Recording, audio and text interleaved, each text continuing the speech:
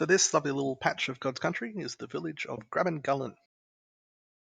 It is home of the Gullen Range Wind Farm and will soon be the home of the new Kialla Wind Farm.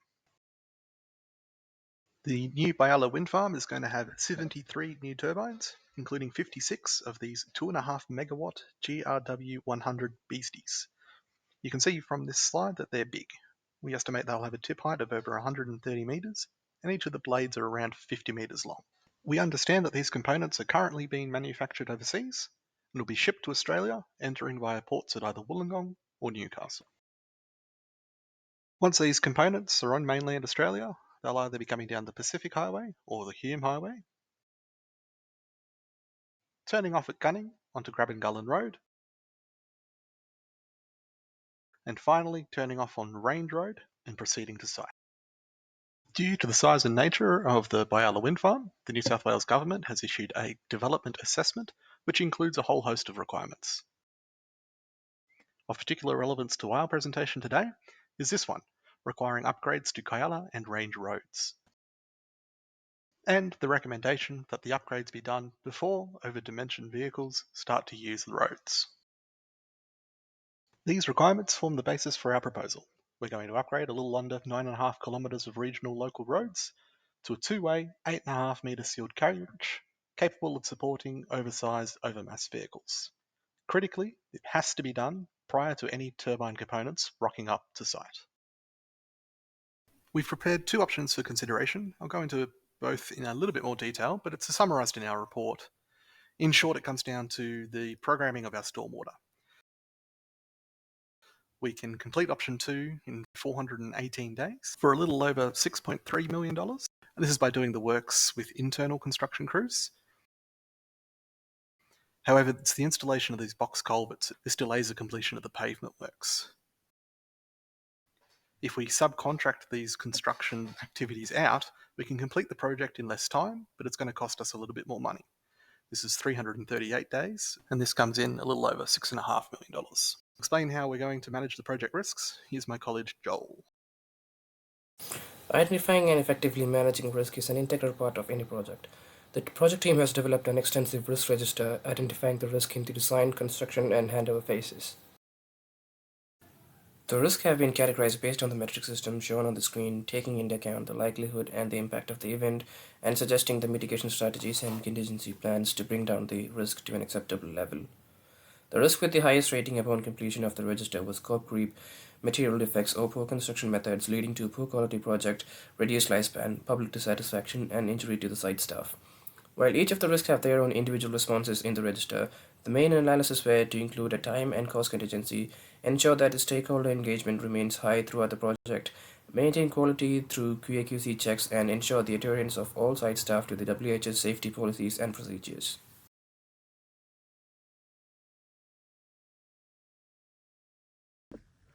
As today we'll be focusing on construction site hazards, heavy machinery operation, and exposure to hazardous material within the realm of HSEQ, that is health, safety, environment, and quality.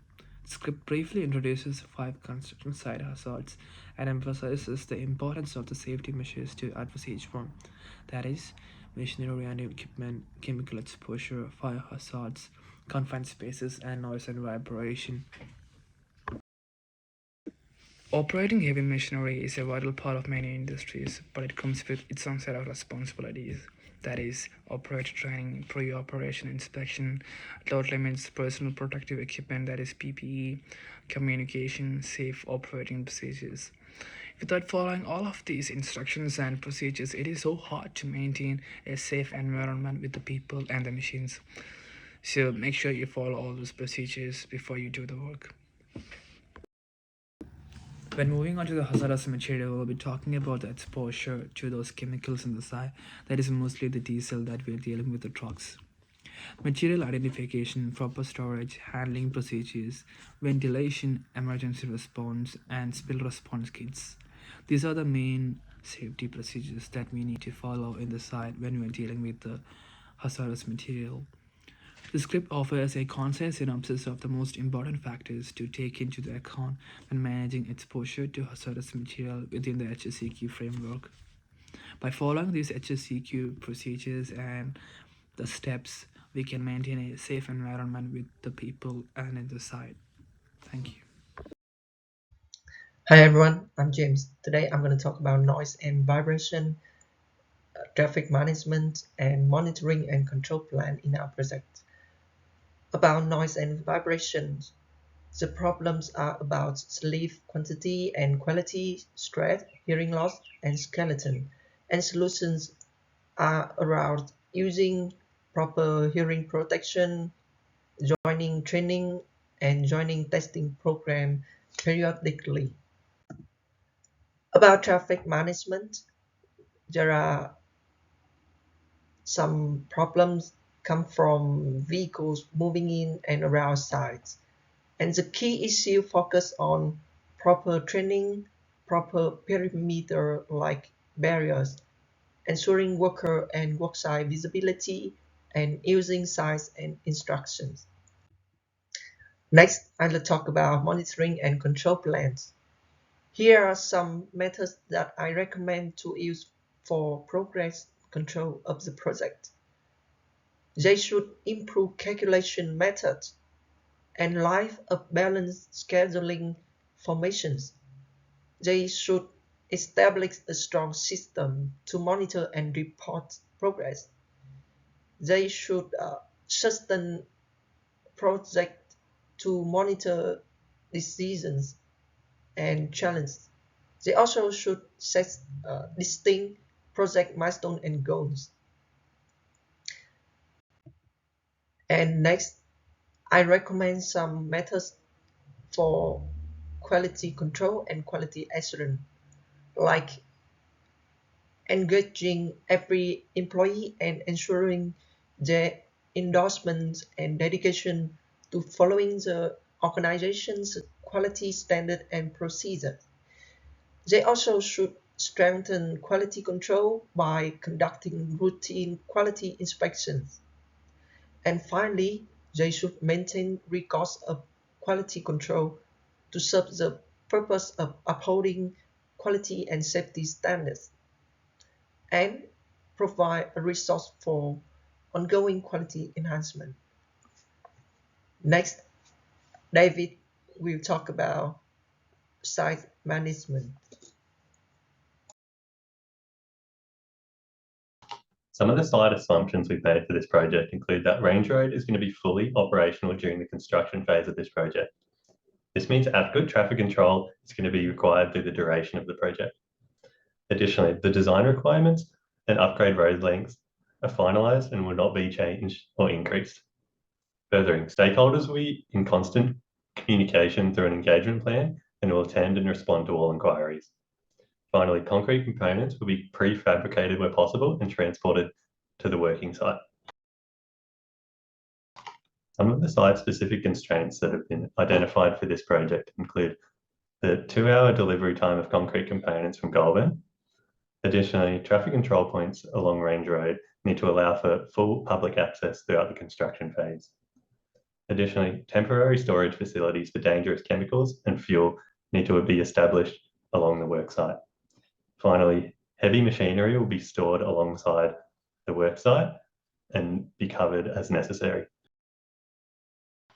General environmental considerations and solutions that have been highlighted for this project include following design codes for adequate drainage, which limits the contaminants in the soil.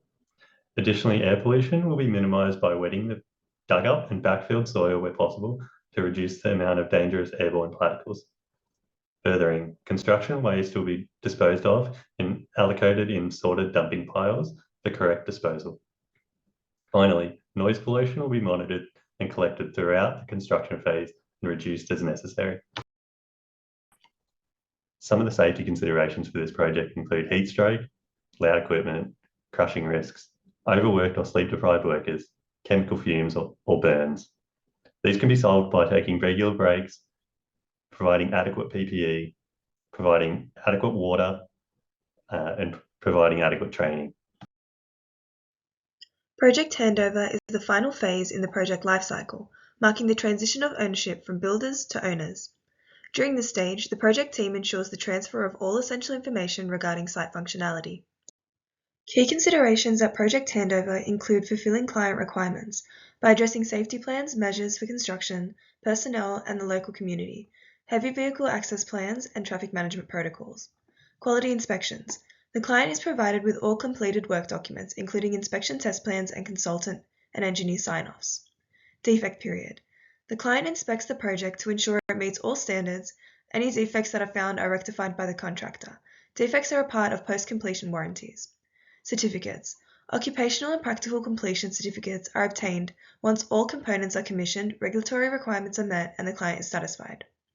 Common issues following project handover include road surface quality. Uneven road pavement, surface damage, and defects can affect road quality and lifespan. Public safety measures. Proper signage, guardrails, and lighting are essential for road safety. Environmental impact. Owners need to address environmental impact, including water pollution and ecosystem effects.